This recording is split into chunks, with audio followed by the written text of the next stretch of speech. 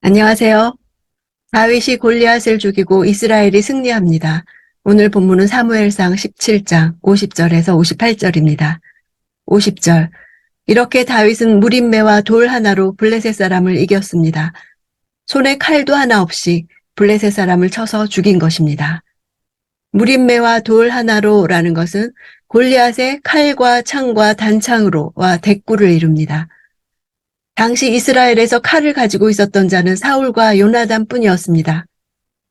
당시 목숨을 건 싸움에서 칼이 없다고 하는 것은 치명적인 약점일 수 있는데 모든 사건이 종결된 후에 다윗에게 칼이 없었다는 것을 다시 말하는 것은 다윗의 승리가 칼과 같은 인간적 무력에서 비롯되지 않았다는 사실을 입증하는 것입니다. 51절.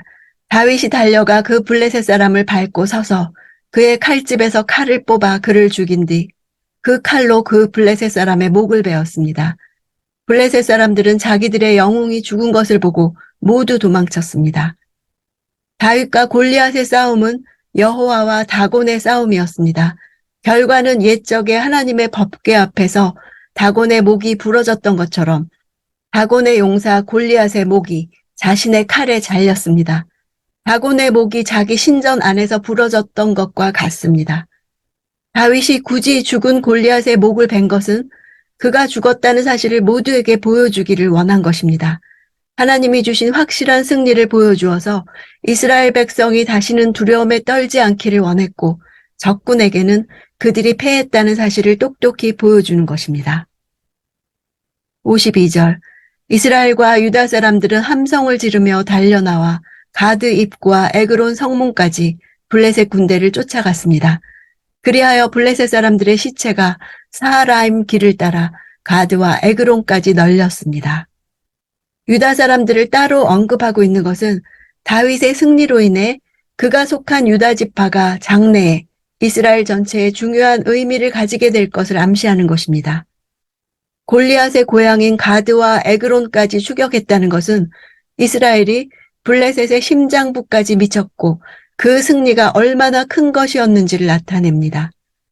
블레셋 사람들의 시체가 길을 따라 널렸다는 것은 블레셋 군대의 시체를 새와 짐승에게 주리라는 다윗의 위협이 그대로 성취되었음을 보여주는 대목입니다. 53절. 이스라엘 사람들은 블레셋 사람들을 쫓다가 돌아와 블레셋 진영을 약탈했습니다. 합법적으로 전리품을 획득했다 이런 단어를 쓰지 않고 약탈했다는 단어를 쓴 것은 당시 이스라엘 백성들이 이스라엘을 모욕했던 블레셋을 심판하는 목적을 지닌 여호와의 전쟁을 끝까지 종결하지 않고 전리품에만 관심을 가졌다는 것을 보여주기 위해서입니다. 이것은 아말렉에 대한 멸절 명령에 순종하지 않고 전리품에만 관심을 두었던 것과 유사합니다. 54절. 다윗은 그 블레셋 장수의 머리를 예루살렘으로 가져가고 그의 무기들은 자기 천막에 두었습니다. 반면에 다윗은 전리품 약탈에 관심을 두지 않고 골리앗의 머리를 취했고 그것을 예루살렘으로 가져갔다고 기록했습니다. 원문으로 보면 취했다 그리고 가지고 갔다라고 두 가지 행동으로 묘사합니다. 두 가지 행동이 모두 의미를 지닌다는 사실을 보여줍니다. 머리를 취한 사건과 예루살렘으로 가져간 행동이 별개의 것으로 되어 있는 것입니다. 당시 예루살렘은 이스라엘의 소유가 아니라 여부수인들의 소유였습니다. 예루살렘이 이스라엘의 영토로 편입되는 것은 다윗이 왕이 된 후의 일입니다. 따라서 이 일은 후대에 첨가된 것으로 이해됩니다. 골리앗의 머리를 어떤 곳에 보관하고 있다가 후일 예루살렘을 정복하고 나서 옮겨 놓았을 가능성이 있습니다. 학자들은 소년 다윗이 자기 천막을 가질 수 있었는지에 대해 의문을 제기하며 이 천막을 여호와의 천막으로 해석하기도 합니다. 실제로 다윗은 노브로 피신해 제사장 아히멜렉으로부터 골리앗의 칼을 받았습니다. 칼을 제외한 일체의 장비들을 베들레헴에 있던 자신의 집에 보관했을 가능성도 있습니다. 95절. 사울은 다윗이 그 블레셋 장수를 향해 맞서서 나가는 것을 보고 자기 군대의 아브넬 장군에게 말했습니다. 아브넬아, 저 소년이 누구 아들이냐? 아브넬이 대답했습니다. 왕이시여, 왕께서 살아계심으로 맹세하는데 누구인지 잘 모르겠습니다. 16장에서 사울은 다윗의 수금 연주를 들으며 여호와께로부터 온 악신을 이겨냈습니다. 사울은 다윗을 매우 사랑한 나머지 자신의 무기 든 자로 삼았었습니다. 여기서 누구 아들이냐고 묻는 것은 지금까지 알던 다윗인지를 확인하려 다윗의 집안 배경을 묻는 것입니다. 다윗은 이 사건을 통해 양을 치는 소년에서 백성의 지도자로 탈바꿈합니다. 사울이 여전히 이스라엘의 왕이었던 상황에서 다윗이 백성들의 왕이 된 것입니다. 57절, 다윗이 그 블레셋 장수를 죽이고 돌아오자마자 아브넬이 다윗을 사울에게 데려갔습니다. 다윗의 손에는 아직도 블레셋 사람의 머리가 들려 있었습니다. 골리앗의 머리는 사울이 약속했던 보상의 조건을 만족시키는 증표에 해당하여 앞으로 다윗이 사울과 밀접한 관계를 맺을 것을 암시합니다.